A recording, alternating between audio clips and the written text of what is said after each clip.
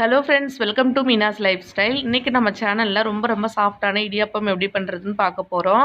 அதுவும் இல்லாமல் ரேஷன் பச்சரிசியிலேருந்து மாவு ப்ரிப்பேர் பண்ணி எப்படி ரொம்ப சாஃப்டான இடியாப்பம் பண்ணலாம் அப்படின்னு சொல்லி பார்க்கலாங்க. ரேஷன் பச்சரிசியில் எப்படி இடியாப்பம் புட்டு மாவு ரெடி பண்ணுறது அப்படின்றது நம்ம சேனலில் வீடியோ இருக்குது. அதோட லிங்க் வந்து நான் கீழே கொடுக்குறேன், மேலே ஐகார்ட்லேயும் கொடுக்குறேன். கண்டிப்பாக செக் பண்ணி பாருங்கள், ரொம்ப யூஸ்ஃபுல்லாக இருக்குங்க. இன்றைக்கி வந்து அந்த மாவு வச்சு எப்படி இடியாப்பம் செய்யலாம் அப்படின்னு சொல்லி பார்க்கலாம். நம்ம ரேஷன் பச்சரிசியிலேருந்து இடியாப்பம் செய்கிறதுக்கான மாவு எப்படி ரெடி பண்ணுறதுன்னு வீடியோ இருக்குது, அதை செக் பண்ணிக்கோங்க. இப்போ அந்த மாவுலேருந்து 1 கப்பு மாவு எடுத்து வச்சுருக்கேன். மாவு வந்து நல்லா நைஸாக இருக்கணுங்க. அடுத்ததாக இது ஒரு வாணலியில் சேர்த்துட்டு நல்லா வந்து வறுத்து எடுத்துக்கலாம். மாவுடைய மனம் வரணும், அந்தளவுக்கு வந்து நல்லா வறுத்து எடுத்துக்கணும். மாவு வறுத்து எடுத்துகிட்டு செஞ்சோம் அப்படின்னா தான் இடியாப்பம் வந்து ஒன்றோட ஒன்று ஒட்டாமல் ரொம்ப சாஃப்டாக சூப்பராக வரும். கலர் மாறிடக்கூடாதுங்க. இதை வந்து நல்லா வறுத்து எடுத்ததுக்கு அப்புறமா இது வேற ஒரு பிளேட்டில் மாற்றி எடுத்து வச்சுக்கிறேன். மாவு வந்து கலர் மாறாமல் பார்த்துக்கோங்க, அப்போ தான் நல்லா ஒயிட்டாக கிடைக்கும் நம்மளுக்கு இடியாப்பம். அடுத்ததாக மாவு மாற்றி வச்சதுக்கு அப்புறமா இப்போ மாவு ரெடியாக இருக்குது. இதில் வந்து தேவையான அளவு உப்பு சேர்த்துக்கலாம். பாருங்கள், உப்பு சேர்த்துட்டு ஒரு தடவை நல்லா மிக்ஸ் பண்ணி விட்டுடலாம்.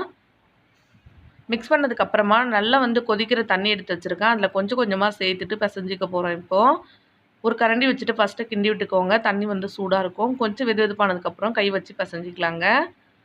பாருங்கள், கொஞ்சம் வெதுவெதுப்பானதுக்கப்புறம் கை வச்சு இந்த மாதிரி நல்லா பிசைஞ்சு எடுத்துக்கோங்க. மாவு வந்து ரொம்ப இலகுன மாதிரி இருக்கக்கூடாது, இந்த மாதிரி டைட்டாக இருக்கணும். அப்படின்னா தான் வந்து இடியாப்பம் ஒட்டாமல் சூப்பராக வருங்க. இப்போ அடுத்ததாக இடியாப்பம் அச்சு எடுத்துக்கலாம். அதில் வந்து இந்த மாதிரி சின்னதாக இருக்க பிளேட் இருக்குல்ல, அதை வந்து உள்ளே போட்டுடலாங்க. இப்போ நம்ம எடுத்து வச்சுருக்க மாவு உள்ளே சேர்த்துட்டு மூடி போட்டு மூடிடலாம். நம்ம முறுக்கு குழாயிலே இந்த மாதிரி வந்து இடியாப்பம் அச்சு வந்து கிடைக்கும். அதை வந்து வச்சுட்டு அதுக்கப்புறம் இதை வந்து க்ளோஸ் பண்ணிக்கலாம். நம்ம இடியாப்பம் செய்கிறதுல 2 விஷயம் தாங்க. ஒன்று வந்து மாவு வந்து சுடுதண்ணியில் பிசைஞ்சிருக்கணும், அதுக்கு முன்னாடி மாவு வந்து வறுத்துருக்கணும், அப்போ வந்து சூப்பராக வரும். அப்புறம் மாவு ரொம்ப டைட்டாக பிசைஞ்சிருக்கணும். இப்போ அடுத்ததாக ஒரு இட்லி தட்டில் கொஞ்சமாக எண்ணெய் தடவி வச்சுருக்கேன். அதில் வந்து நம்ம இடியாப்பம் வந்து இந்த மாதிரி பிழிஞ்சு விட்டுறலாம். நம்ம இட்லி தட்டுக்கு தகுந்த மாதிரி இந்த மாதிரி சின்னதாகவும் செஞ்சு எடுத்துக்கலாங்க. அப்படி இல்லைனா ஒன்று பெருசாக கூட செஞ்சுக்கலாம். பாருங்கள், மாவு வந்து தானாக விழக்கூடாது, நம்ம கையால் தான் இந்த மாதிரி எடுத்து விடணும். யூஸ்வலாக நம்ம எப்பயும் செய்கிற அதே ப்ராசஸ் தாங்க. மாவு ஒன்றோட ஒன்று ஒட்டவும் இல்லை, மாவு தானாக விழவும் இல்லைங்க, கையால் தான் எடுத்து விடணும். இந்த மாதிரி இருந்ததுன்னா மாவு வந்து சரியாக இருக்குன்னு அர்த்தம்.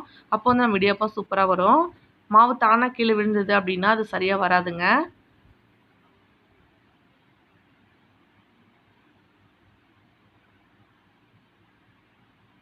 இப்போ இந்த மாதிரி எடுத்ததுக்கப்புறமா இந்த பிளேட் எடுத்து வச்சிடலாம். அடுத்து இன்னொரு பிளேட்டில் வந்து பெருசாக ஒரே இடியாப்பமாக செய்ய போகிறோம். இப்போ நம்ம இடியாப்பம் சரியாக வரல அப்படின்னா, நம்ம மாவு வந்து சரியாக பிசையல அப்படின்னா தான் சரியாக வராது. மாவு வந்து டைட்டாக பிசைஞ்சிருக்கணும். இடியாப்பம் செய்யும்போது நம்ம என்ன மறந்துடுவோம் பார்த்தீங்கன்னா, மாவு வந்து வறுத்துட்டு செய்ய தான் மறந்துடுவோம்.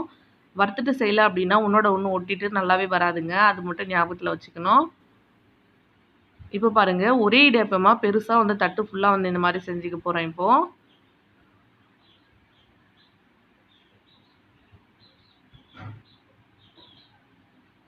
அவ்வளோதான், இது ஃபுல்லாக சுற்றுனதுக்கப்புறமா இதையும் எடுத்து வச்சிடலாம்.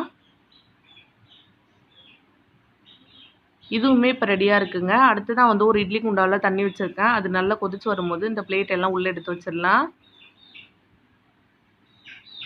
பாருங்கள், 2 பிளேட்டும் உள்ளே வச்சதுக்கப்புறமா மூடி போட்டு சரியாக ஒரு 10 நிமிஷம் வேக வச்சிங்கன்னா நம்மளோட இடியாப்பம் சூப்பராக ரெடி ஆகிடுங்க. 10 நிமிஷத்துக்கு அப்புறம் பாருங்கள், ஒன்றோட ஒன்று ஒட்டாமல் எவ்வளோ சூப்பராக வந்திருக்குன்னு. இப்போ வந்து அடுப்பு வந்து ஆஃப் பண்ணிக்கோங்க. அவ்வளோதான், அந்த பிளேட்லாம் எடுத்து வெளியில் வச்சிடலாம். ஆல்ரெடி வந்து பீட்ரூட் இடியாப்பம் எப்படி செய்கிறதுன்னு நம்ம சேனலில் வீடியோ இருக்குது, அதையும் மறக்காமல் செக் பண்ணி பாருங்கள். ரொம்ப ஹெல்த்தியாக ரொம்ப சூப்பராக இருக்கும்.